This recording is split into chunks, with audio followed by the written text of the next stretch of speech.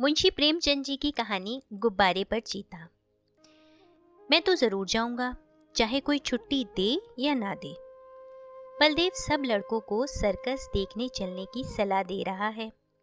बात ये थी कि स्कूल के पास एक मैदान में सर्कस पार्टी आई हुई थी। सारे शहर की दीवारों पर उसके विज्ञापन चिपका दिए गए थे। विज्ञापन में तरह तरह के जंगली जानवर अजीब अजीब काम करते दिखाए गए थे।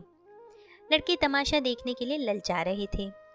पहला तमाशा रात को शुरू होने वाला था, मगर हेडमास्टर साहब ने लड़कों को वहां जाने की मनाही कर दी थी। इश्तिहार बड़ा आकर्षक था।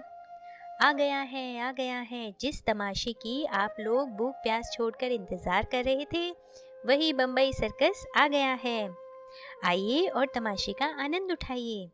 बड़े बड़े खेलों के सिवा एक खेल और भी दिखाया जाएगा, जो ना किसी ने देखा होगा और ना सुना होगा। लड़कों का मन तो उस सर्कस में लगा हुआ था। सामने किताबें खोले जानवरों की चर्चा कर रहे थे। क्यों कर शेर और बकरी एक बर्तन में पानी पिएंगे, और इतना बड़ा हाथी बैलगाड़ी पर कैसे बैठेगा? बैलगाड़ी के पहिए बहुत बड़े बड़े होंगे। तोता बंदूक छोड़ेगा और बनमानुष बाबू बनकर मेज पर बैठेगा। बलदेव सबसे पीछे बैठा हुआ अपने हिसाब की कॉपी पर शेर की तस्वीर खींच रहा था और सोच रहा था कि कल शनिचर नहीं इतवार होता तो कैसा मजा आता। बलदेव ने बड़ी मुश्किल से कुछ पैसे जमा किए थे। मना रहा था कि कब छुट्टी हो और कब भागूं।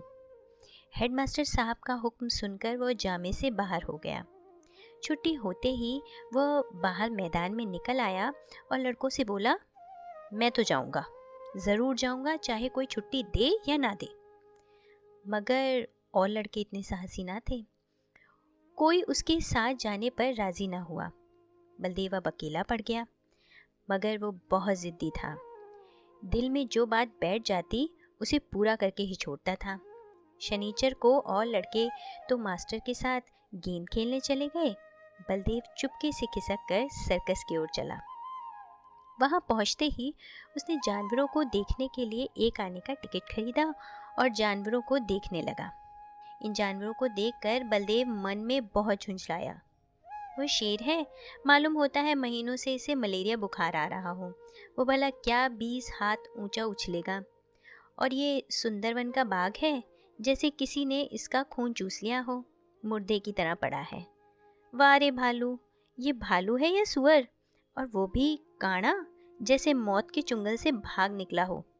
अलबत्ता चीता कुछ जानदार है, और एक 3 टांग का कुत्ता भी। ये कहकर बड़ी जोर से हंसा। उसकी एक टांग किसने काट ली? दुम कटे कुत्ते तो देखे थे, पैर कटा कुत्ता आज ही देखा। और ये दौड़ेगा कैसे? उसे अफसोस हुआ कि गेंद छोड़कर यहाँ नाहक आया। एक आने पैसे भी गए। इतने में एक बड़ा भारी गुब्बारा दिखाई दिया। उसके पास एक आदमी खड़ा चिल्ला रहा था, आओ चले आओ, 4 आने में आसमान की सैर करो।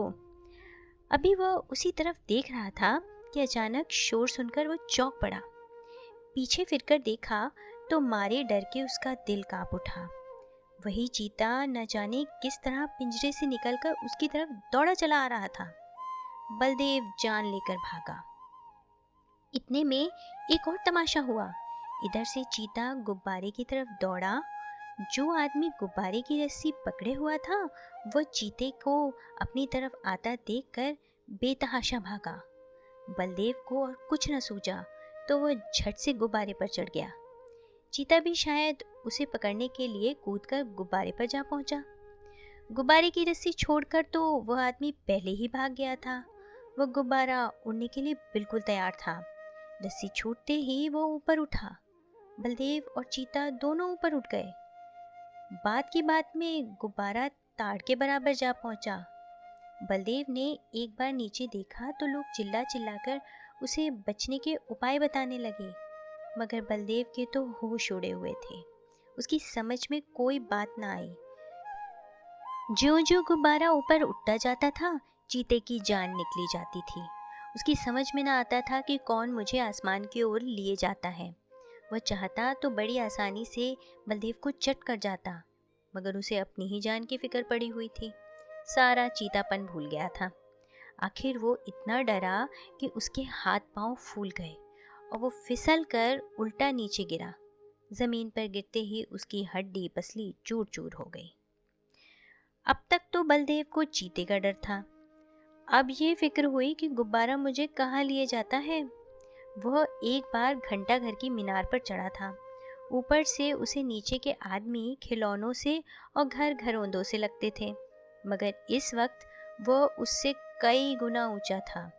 एकाएक उसे एक बात याद आई। उसने किसी किताब में पढ़ा था कि गुब्बारे का मुंह खोल देने से गैस निकल जाती है और गुब्बारा नीचे उतर आता है, मगर उसे ये ना मालूम था कि मुंह बहुत धीरे धीरे खोलना चाहिए। उसने एकदम उसका मुंह खोल दिया और गुब्बारा बड़े ज़ोर से नीचे गिरने लगा। जब वो ज़मीन से थोड़ी ऊंचाई पर आ गया तो उसने नीचे की तरफ देखा, दरिया बह रहा था। फिर तो वह रस्सी छोड़कर दरिया में कूद पड़ा और तैरकर निकल आया।